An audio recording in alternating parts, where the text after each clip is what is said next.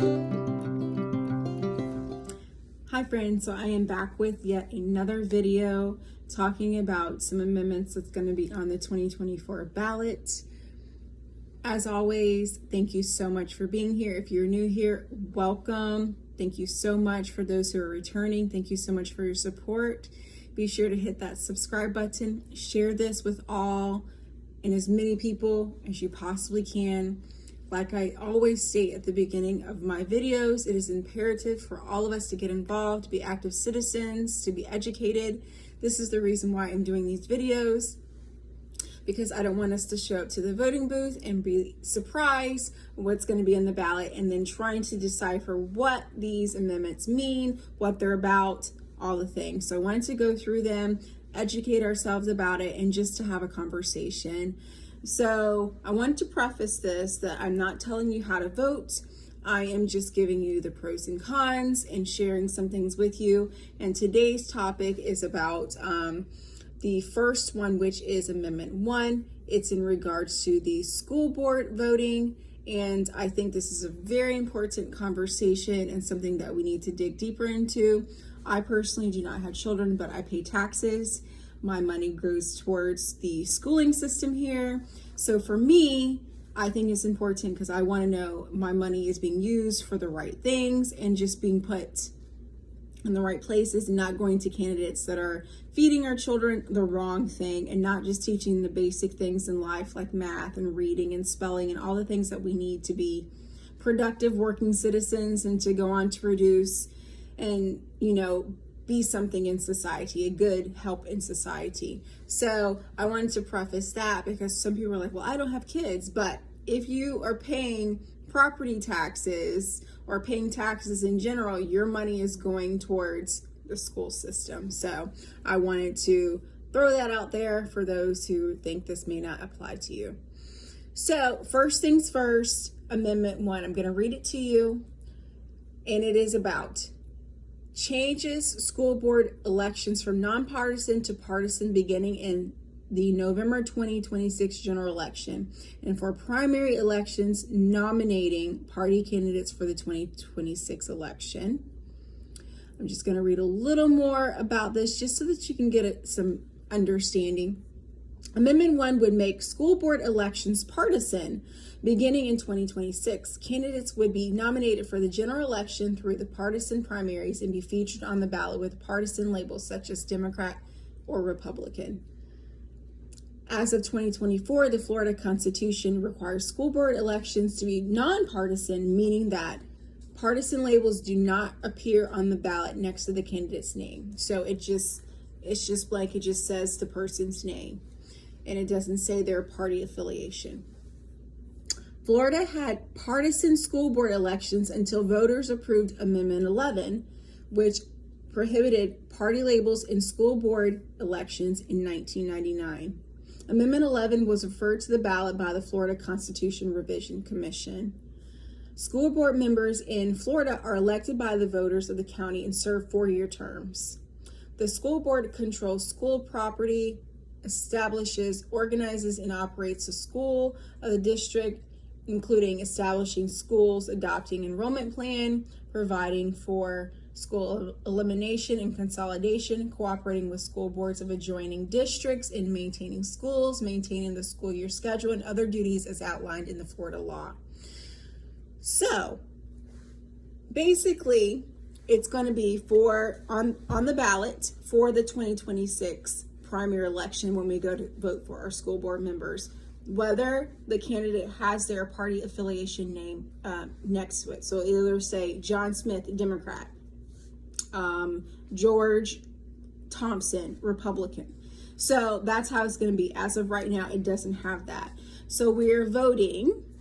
So if you were to vote yes, this is what it means.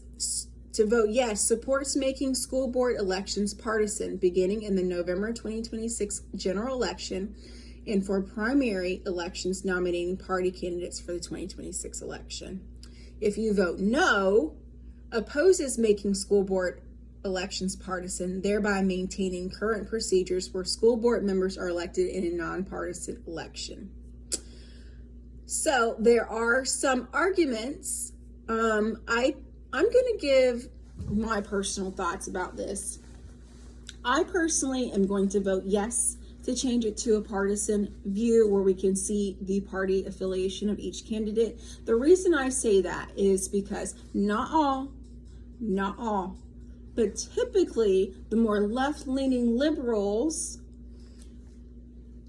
tend to push a certain ideology on children, like the alphabet community, certain things that just have nothing to do with educating them to be positive or productive citizens when they grow up to be an adult.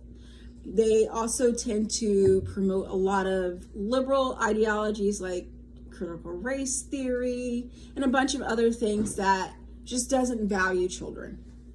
So I'm for voting yes because I want to see what the party affiliation is for those candidates. Like I said, I don't have children, but I have a mortgage, I pay property taxes, my money is going towards them. I want to be able to make sure that the children that are in these school systems are being educated the correct way, but also not being indoctrinated and brainwashed to think a certain way, especially without their parents being involved. So I personally am for the changing of this and listing the party.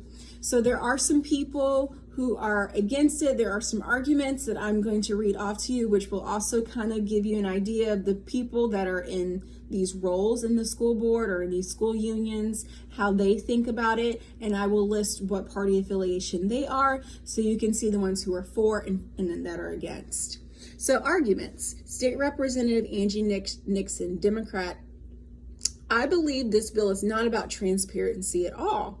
This bill is about making our school board elections and our school boards more contentious, more like DC, which Republicans honestly always try to oppose. That comes from Angie Dixon. She's a Democrat. All right, let's go further. Tina Certain, Alachua County School Board Chair. Okay, so Alachua County, if any of you know about Alachua County, I travel a lot for work. I go through there, and it is the most liberal county of all in the state of Florida, just extremely liberal.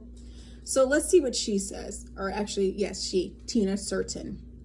It is important to me that the race stays nonpartisan because everyone is impacted by school decisions. It doesn't matter what your political affiliation is. And I think everyone should get to vote and have a voice on a candidate, not just based on their political registration during the time of the election. We're seeing more politicization in education because of the governor of Florida's actions. This is not rising up from the local communities. It is coming from Tallahassee, from the governor down.